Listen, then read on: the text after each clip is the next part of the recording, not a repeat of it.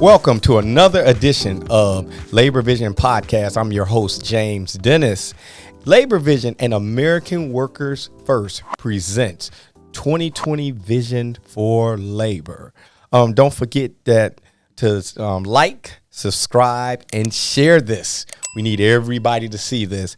Also, the goal is to engage, educate, and to energize. And that's why we want you to like, share, and subscribe so everybody can be educated. Raul Zamarron. Thank you for helping me out, man. Like I told you, I get a little nervous on these podcasts, man. How you doing today? Good, and yourself? Pretty good. And you are the organizers for the Bricklayers Local 2 of Michigan, correct? That's correct. Cool. Hey, wait a minute. We got to give you applause, man. We got to give you some applause, man, right? All right. There we go. Hey, man, this is your second time being on the podcast, and we'd like to say thank you. Thank you for inviting me. I appreciate it. You have been, you and your local has been a big supporter of our podcast, and you know what we're trying to do is, like I said, again, engage, educate, and energize our people, because this is an election year. Somebody on the radio said this morning that even though the Super Bowl was yesterday, the real Super Bowl is going to be at the ballot box in November. That's the real Super Bowl. So, Raul, what we got today? What you got for us? Well, obviously I'm introduce myself and who I am and what I'm about and who I represent. Again, I'm Raul Zamarron. I'm with the Bricklayers and Allied Craftworkers. So we're a union. We represent the bricklayers, cement finishers, tile, terrazzo, plasters, refractory, restoration work. We have a 12-week program. If there's anybody interested in our program, it's an apprenticeship program. It's a 4-year altogether, and you start at 65% of journeyman. If anybody's interested in becoming an apprentice bricklayer, just give me a call at 313-587-4913, or you can call our office at 586-754-0888.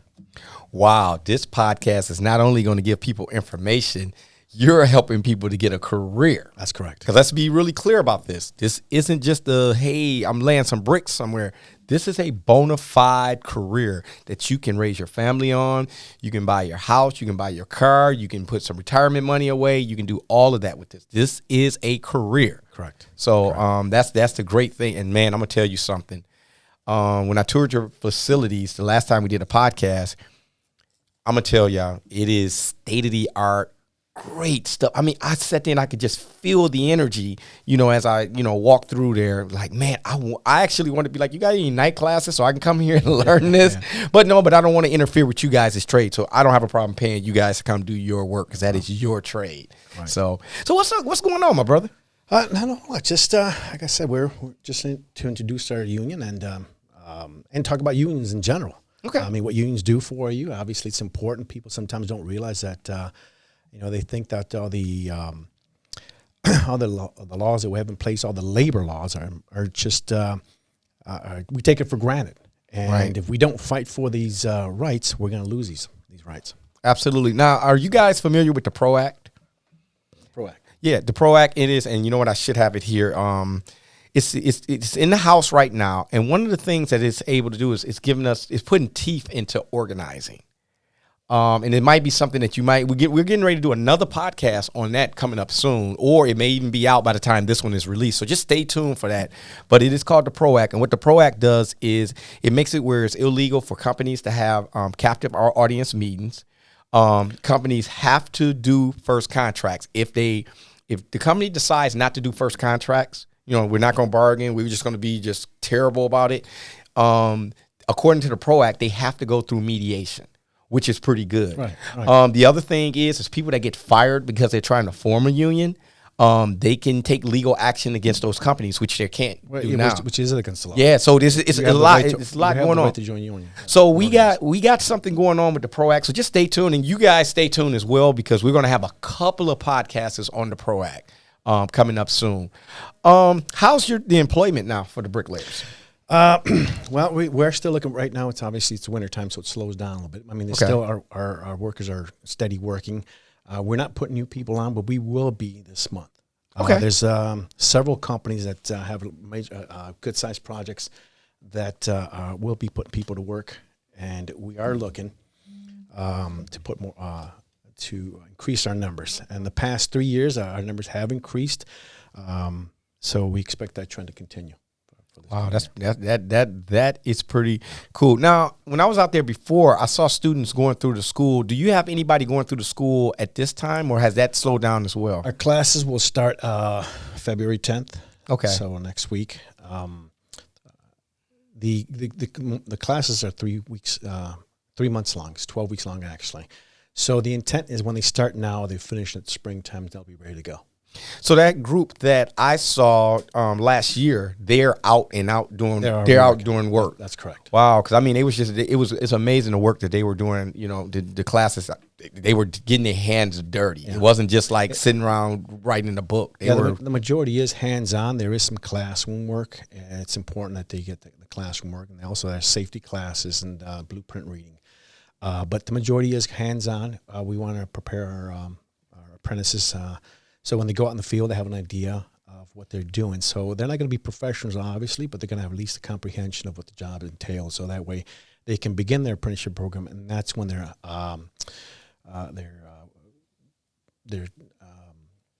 apprenticeship begins, and that's when they begin to learn their So they'll be professionals in the making, right? That's what I'm talking about. So you're getting paid to learn in that. Yeah. Essence. Oh, wait. You didn't even, let's talk about that. So instead of going to college, racking up debt, you're learning and someone's paying you to learn. Correct, right. So the 12-week program, it's a pre-apprenticeship program, and it kind of, it kind of, I don't want to say weed out, but it kind of does, because when you go through that program, you're learning all the basic fundamentals.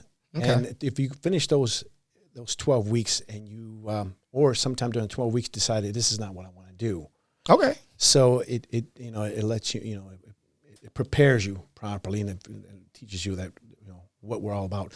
Then when you begin your apprenticeship program, when you finish the pre-apprenticeship and you begin your apprenticeship program, that's when you start earning your way, which is 65%. But right off the bat, you start money towards your pensions, your 2 pensions, and your annuity and your health insurance, which it's for the member, their spouse, and the children that they have, whether they're their own children or adopted children, as long as they have custody or guardianship. Wow, that is pretty cool. As far as let's get into some political stuff real quick. Which your union, your members, not your union, our union. I call it ours because we are all part of one big union, exactly. Right? As far as I'm concerned, I'm going to walk when you guys walk, and you have walked when we walked, so it's all good. How many of your members do you think was Trump supporters? It was a pretty high number. It was? Okay, because ours was too. Yeah, it's kind of embarrassing high number. I mean, it's funny because, again, it's not so much about taking sides, but what you do got to do is you got to look out for the working class, and you got to see who's running office is actually looking for the working class. Right now, the current administration is putting people in certain positions like the Department of Labor. You've got Scalia there. You've got in the NLRB. You've got General Counsel. You got Peter Robb there. These are anti-union attorneys, which are passing policies that are more towards corporate-friendly decisions. And obviously, you can't be labor-friendly and corporate-friendly. You're either one or the other. There might be an in-between, but for the most part, these are corporate-friendly attorneys. And they're putting a lot of people in those positions that are going to affect us in a negative way. And that's what people need to open their eyes and see. For instance, I'll give you a perfect example. I have this friend of mine who, I won't say who he is or. All right, that's But so he's a very staunch union. He's Democratic. He votes Democratic. He can. We have actually good, decent conversations and decent. Decent talks. So, anyways, he where he works at is there's a couple of Trump supporters there, and their basic attitude is they don't care what he does. They don't care if he kills somebody or whatever crime he may commit, even sleep with their spouses, that they really don't care what Trump does. They're looking for him. That is not a political backing. That is a cult. Okay. And I mean, No, you're voting for him. You know, there's no policy why you're voting for him. You know, one argument, one of the guys says, you know, he said, you know, he was talking to me now. He said, you know, the guys at work, they're saying that Trump, you know, he made, ever since he took office, they made more money in the stock market than they ever have before. Right. He goes, what do I say to them? I said, well, here's the thing. You know, the economy's good. It's good for the elite. It's not good for us. And even if they made money in the stock market, you got to think what these people are doing in the back door is they're putting these policies. So in essence, let's just think about this. If you're asking for your boss to give you a raise, right, and he says, well, you know what, why don't we go out to dinner? I'll buy you lunch. Mm-hmm. And so he buys you lunch, and then he forgets all about the giving you the raise. Would you? That's my whole point. Yeah, you got a free lunch out of it. Right.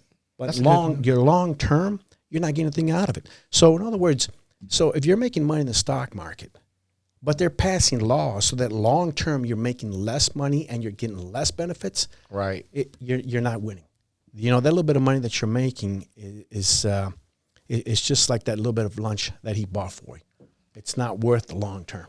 You know? And you're absolutely right. Think about it. If you ask for $1 raise and he said, I'll just buy you a dinner, even if he buys you an expensive dinner, I mean, you're looking for $1 an hour. Yeah. Over a year, over $40 a week. Yeah, exactly. It adds up, and then only that, not only about the monetary, but the rights that we have, the benefits that we have, because they're trying to take away our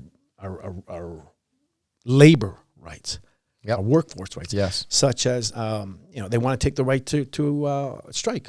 You know? Yeah, and that's one of the big powers that we have, and people take it for granted because you don't see as many strikes anymore as they used to back in the day. So they think, oh, what's the big deal with a strike? But you know what? That's a powerful statement when people get out and say, you know what? We're not going to work unless you treat us fairly.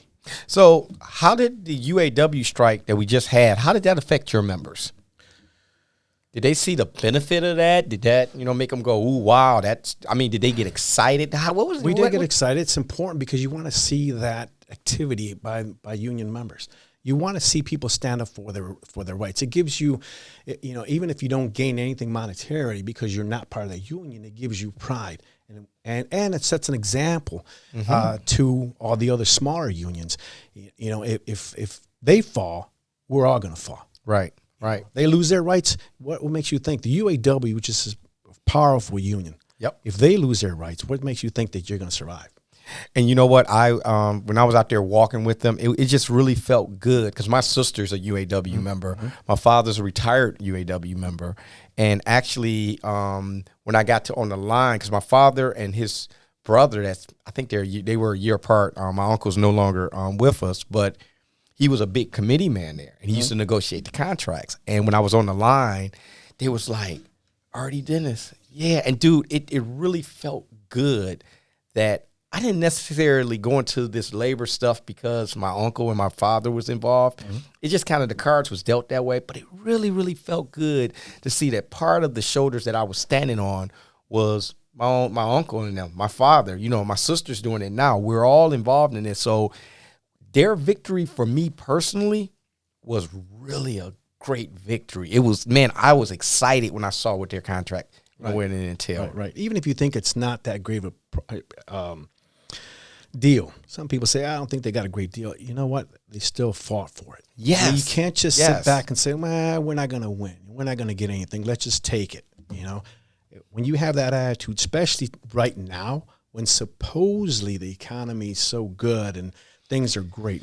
Yeah. If you can't get anything today, you're definitely not going to get anything during the next recession. And, you know, you may be under the illusion and thinking this is going to last forever. That recession is going to come. So since you brought that up, next president, they're going to have whoever it is, even if it's, you know, if Trump is reelected, it's going to be some prices to pay for what we did during this administration. Would you agree? Yes. You know, it's not going to, I mean, some of the tax cuts that we done took, some of the debt done ran up, which I remember back in the day, the Republicans used to go, no, we're not going to be having all this debt. We're going to, save money, yada, yada, yada. Our deficit. Yeah. Our deficit is just outrageous. I mean, if you're not able to reduce the deficit, and just think about it in terms of a household.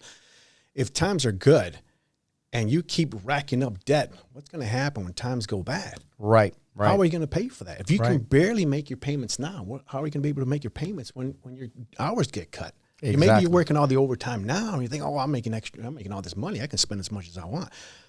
That's going to end one day. You know what I mean? This right now, we have to bring down the deficit. We have to think of the future. And part of the other thing, too, that the administration has done, they've put a lot of conservative judges, anti-union judges. Yes. I can't remember. I lost count. Somewhere over 150 some. Yeah. If not more. Yeah. Long-term. And these are young judges. Yeah. I mean, and look at who's appointed to the Supreme Court justice. Yeah. And they're gonna have their side. You want someone in office that's gonna have an open mind, who's gonna be fair.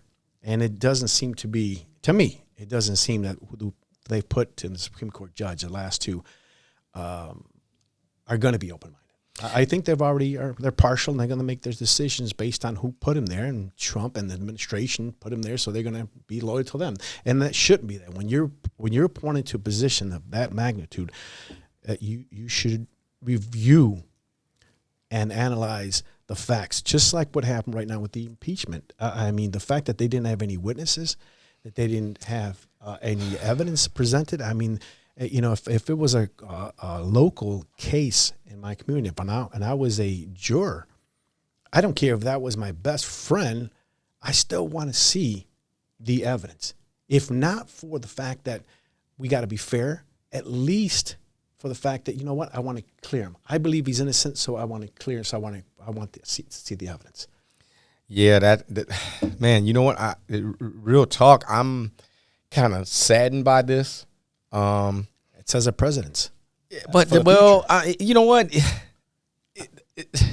It's just like the little attitude. I can't even get the words out for this. That all we're saying is, hey, let's do the process correctly. Exactly. But Garland, remember when President Barack Obama nominated him? Yeah. I knew we were going the wrong way when Mitch McConnell was like, I'm not going to even give him a hearing. That was just flat out 100% wrong. Yeah. As far as I was concerned, he broke the law. And that's what I mean. When people with that high position, they need to be fair. Not just partisan. Exactly. And that's what people need to.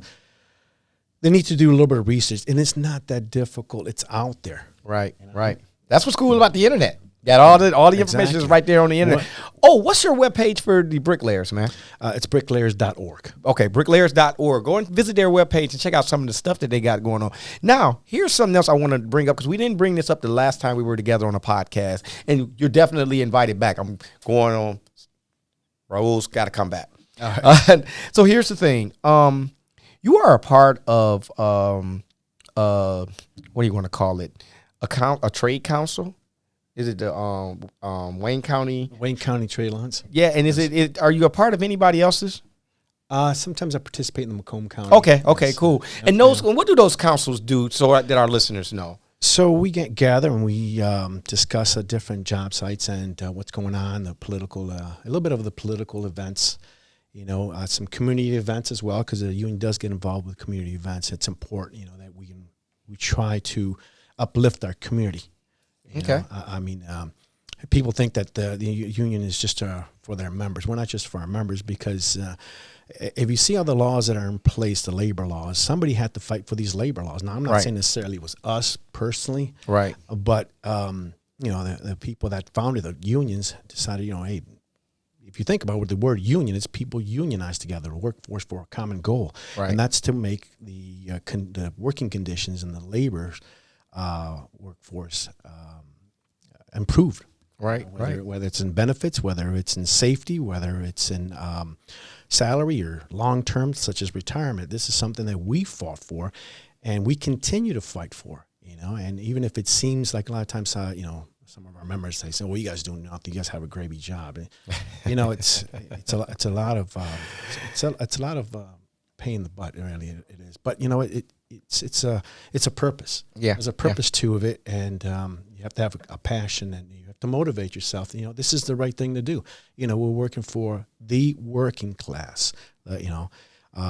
And the industry standard, right? Exactly. Because you guys really, when you go in there and negotiate your contracts for jobs, you set the industry standard. This is what this job is worth, and the non-union part, because the people that's outside of the union that still do the same work that you guys do, their money is based on the money you all negotiate. Yes. Is that not correct? That is correct. So you're literally fighting for non-unions and union people. And you're fighting for the industry, right, not just for union people. Let's be real clear about that.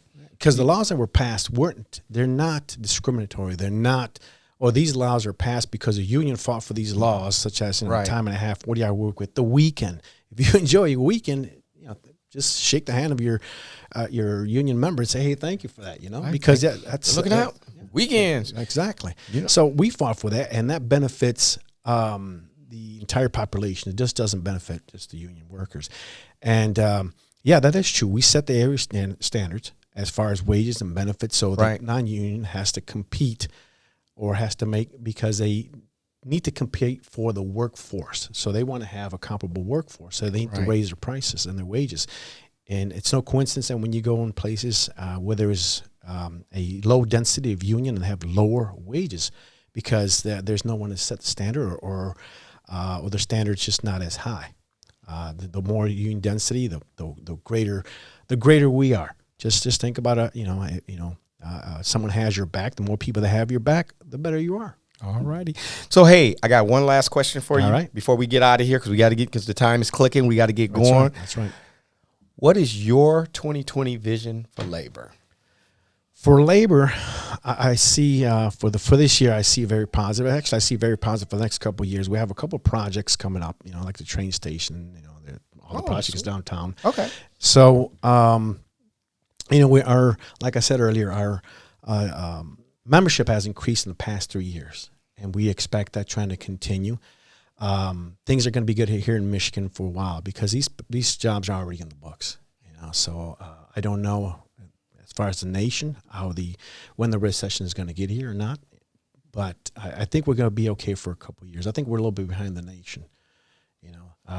They seem to have, the rest of the nation, or most of the nation, had elevated themselves out of the recession maybe 1 or 2 years before we did. I think we're behind, and so we'll be okay for a while. I see a lot of work coming up for us, and we're going to increase the numbers. The goal is to continue that. The members that we have is to continue, and one thing is by voting for the right people. So, okay, do your research. Say do their research, and that way we can do what we got to do. Right. That's right. Correct. Raul, thank you, my brother. Thank you. I appreciate it. Great podcast. I cannot wait to have you back here.